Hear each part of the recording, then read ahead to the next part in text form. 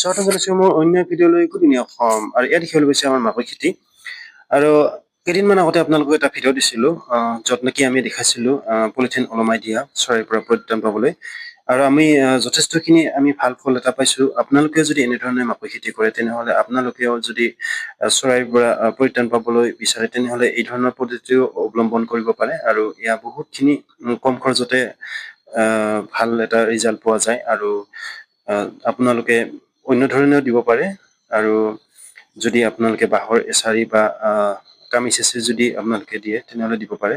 আৰু ইয়াত দেখিবলৈ পাইছে ভাতকেৰেলাৰ পুলি এটা ৰাস্তাতে আছিলে আৰু ৰাস্তাৰ পৰা আমি উঠাই আনি আমি ৰুই দিলোঁ। ইয়াত দেখিবলৈ পাইছে আপোনালোকে আমি 3ডাল ভাতকেৰেলাৰ পুলি আনি ৰুই দিলোঁ আৰু ইয়াৰ ভেদাইলতা আৰু ঘৰুৱা খাদ্য খাই বহুতেই ভাল লাগে আৰু এইবোৰ আমাৰ স্বাস্থ্যৰ কাৰণে বহুতখিনি উপকাৰী আৰু আপোনালোকেও যদি এনেকৈ ছিঙি আনে তেনেহ'লে আপোনাৰো হয়তো বহুতখিনি ভাল লাগে। আৰু ইয়াত দেখিবলৈ পাইছে লাওৰ আগ আৰু ইয়াৰ ছাইডত আছে এইবোৰ কণবিলাহী, লফা শাক আৰু গাজৰ আৰু এয়া আমাৰ আজি ৰাতিৰ সাজ।